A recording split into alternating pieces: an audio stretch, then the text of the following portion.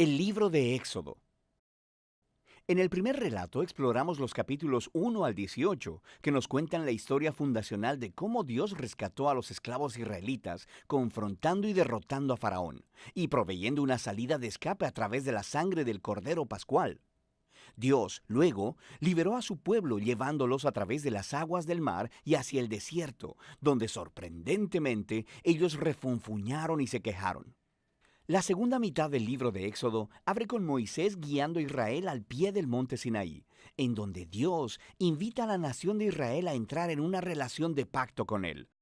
Aquí llegamos a otro momento clave en la narrativa bíblica, porque está retomando y desarrollando la promesa de Dios a Abraham. Recuerda, en el libro de Génesis Dios prometió que a través de la familia de Abraham, de alguna manera, él restauraría su bendición a todas las naciones. Y aquí aprendemos más. Dios dice que Israel obedece los términos del pacto. Ellos estarán tan moldeados por las leyes, enseñanzas y justicia de Dios que se convertirán en un reino de sacerdotes. Ellos se convertirán en los representantes de Dios y le mostrarán a todas las naciones cómo en verdad es Dios. El pueblo de Israel aceptó la oferta con emoción. La presencia de Dios se muestra en la cima del monte Sinaí en forma de nubes, rayos y truenos. Moisés sube como su representante y Dios empieza con los términos básicos del pacto, los famosos 10 mandamientos. Estos son como los términos básicos del acuerdo sobre cómo los israelitas y Dios se relacionarán entre ellos. Después de esto, viene otra serie de mandatos que explican los primeros 10 con más detalles.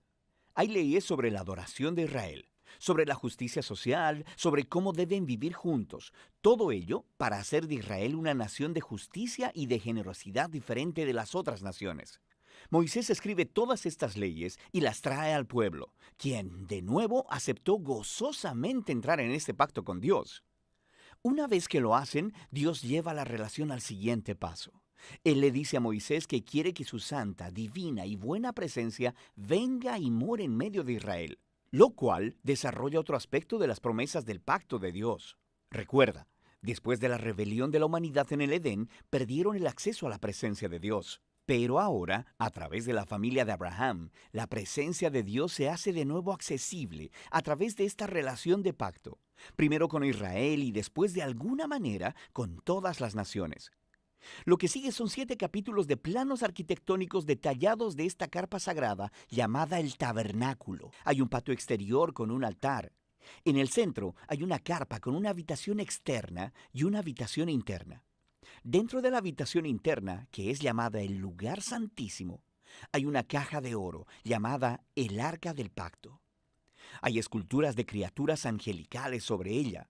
Ese es el centro de la presencia de Dios. Hay muchos detalles en esos capítulos.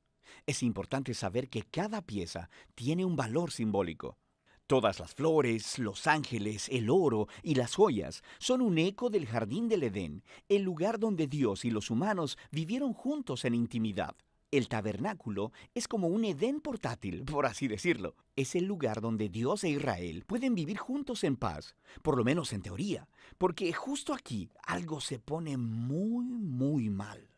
Israel rompe el pacto. Mientras Moisés está en la cima de la montaña, recibiendo los planos para el tabernáculo, abajo en el campamento, los israelitas están perdiendo la paciencia.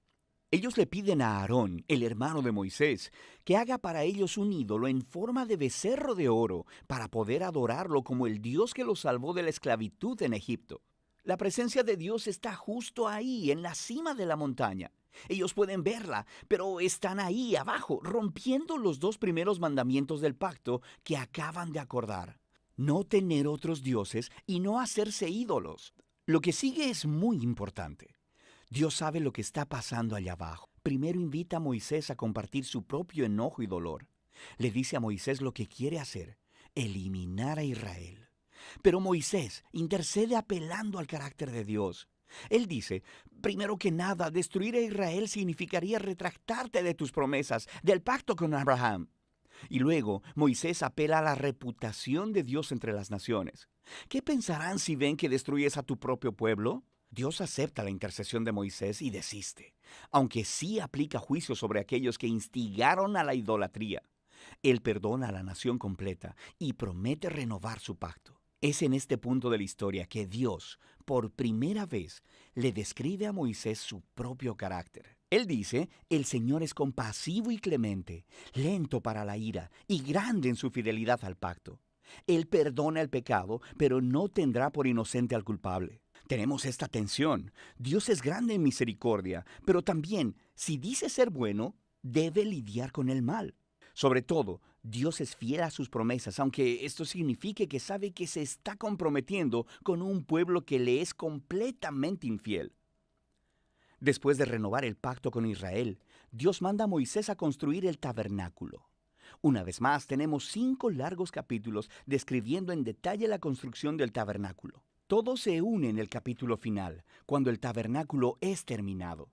La divina y gloriosa presencia de Dios viene y se posa sobre la carpa, y nuestras esperanzas son altas. Moisés se dirige hacia la carpa para entrar y no puede hacerlo. En realidad, no puede entrar, y es así como termina el libro. Es realmente sorprendente, pero no tanto si te pones a pensar. Ahora puedes ver hasta qué punto el pecado de Israel ha dañado su relación con Dios en más formas de las que imaginamos. El libro empezó, recuerda, con la amenaza malvada de Faraón e Israel amenazando la promesa del pacto de Dios. Pero ahora, al final del libro, Israel se ha convertido en su propio peor enemigo. Es su pecado quien está amenazando el futuro del pacto. Así que la pregunta al final del libro es, ¿cómo va Dios a reconciliar este conflicto entre la santidad y la bondad de su presencia con la corrupción pecaminosa del pueblo de su pacto? La solución de este problema es el tema del próximo libro. Por ahora, ese es el libro de Éxodo.